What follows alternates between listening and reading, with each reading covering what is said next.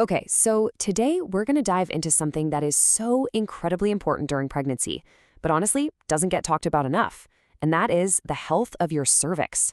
Think of it as the key player in your entire pregnancy journey, and really understanding its role, well, that's where the power is. I just love this quote because it completely flips the script on how we think about the cervix. It's not just some passive part of your body. No way. It's a protector. It's a hero, working totally behind the scenes to keep your baby safe. So what's its job exactly? Well, the best way to think about it is like a strong, secure gatekeeper for your womb. It's this amazing muscle that's designed to stay locked down tight, protecting your baby from everything on the outside. But as your pregnancy goes on, that gatekeeper comes under a whole lot of pressure. As your pregnancy progresses, your body goes through these unbelievable changes. I mean, it's incredible. But all those changes create a pretty big mechanical challenge for the cervix. So let's break down exactly what those forces are. Here's a fantastic way to visualize what's happening. In the beginning, your cervix is just like the tightly sealed neck of a tough balloon. It's long, it's thick, it's super secure. But as that balloon, your uterus, starts to fill up and expand, well, that neck naturally starts to feel the strain. The first force is, well, it's just plain old gravity. As your baby gets bigger and you have more amniotic fluid, all that weight is pushing straight down, right on the cervix. Now, that's a good thing. It means you have a healthy, growing baby, but it's also a constant downward pressure. The second force is all about internal pressure. Your uterus is expanding like crazy, which creates pressure from all sides. And this constant force is also pushing against that cervical gate, really testing its strength week after week. And then you've got biology. Sometimes, for different reasons, your own internal hormonal signals can tell the cervix to start softening and getting ready for birth way too early.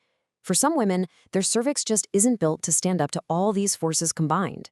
Now, here's what is so important to understand. This whole process, this shortening of the cervix, it's almost always completely silent and totally painless. You literally won't feel it happening. This isn't something you did wrong. It's a hidden mechanical thing, which is exactly why we can't just cross our fingers and hope for the best. We have to know.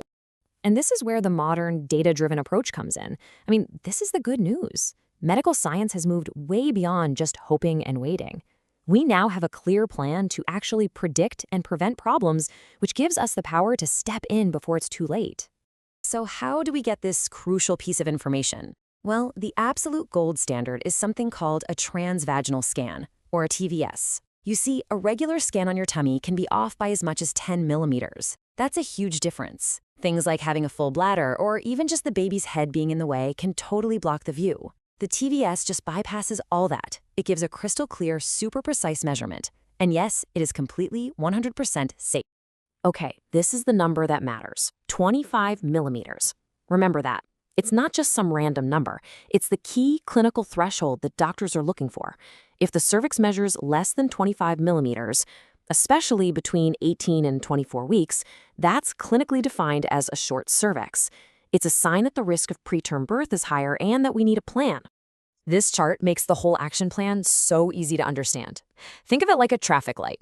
If you're in the green zone, over 30 millimeters, your gatekeeper is holding strong. Great. If you're in the yellow zone, we go into watchful waiting. We'll keep a close eye on it, maybe do another scan in a week or two. But if you fall into that red zone, below 25 millimeters, that's our signal that it's time to intervene. And what does intervene even mean? It's not as scary as it sounds. There are two main, very effective tools in the toolbox. First is progesterone support, which is basically a hormone that helps keep the uterus relaxed and the cervix nice and firm. The second is something called a cervical cerclage. It's a minor procedure where a surgeon places a small stitch to basically give that gate a little extra mechanical support to stay closed. Look, getting a diagnosis of a short cervix can feel really scary. And unfortunately, it's surrounded by a ton of myths and misinformation that just feed that fear. So let's just separate that fear from the actual medical facts and get some real clarity. Okay, the biggest myth of all, absolute bed rest. This idea is so outdated. In fact, we now know it's actually harmful. It seriously increases your risk of developing dangerous blood clots. The real recommendation is modified activity. So yes, less heavy lifting, less intense exercise, but you should still be moving around your home, doing your normal daily thing. Next up is diet. So many people worry that something they ate, like papaya or other so-called hot foods, caused this. Let's be crystal clear. This is a structural, mechanical issue. It has nothing to do with your diet. The best thing you can do nutritionally, just focus on a good, high-protein diet to support all your body's tissues. And what about the scan itself?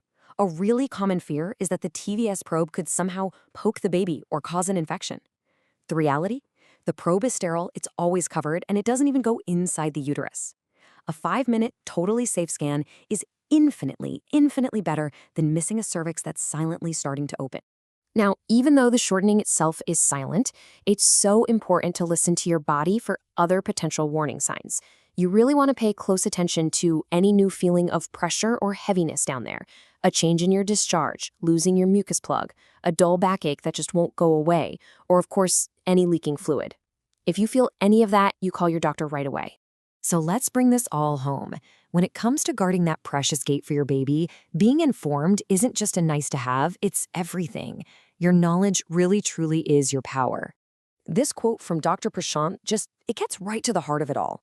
The underlying physical issue might be there, sure. We can't change that. But modern medicine has given us the tools to manage it, and to manage it really well. We can act on the information we have to completely change the outcome. And please, if there's just one thing you take away from all this, let it be this. A short cervix diagnosis is not a judgment. It is not a failure of your body. It is just a piece of data. That's it. It's vital information that allows you and your doctors to be proactive, to reinforce that gate, and to give your baby all the time they need to grow safe and sound. So we'll leave you with this one question to think about. When it comes to something this important, you absolutely deserve a plan that's built on solid information. So ask the questions, get the data, and make sure your pregnancy care is focused not just on hoping for the best, but on truly knowing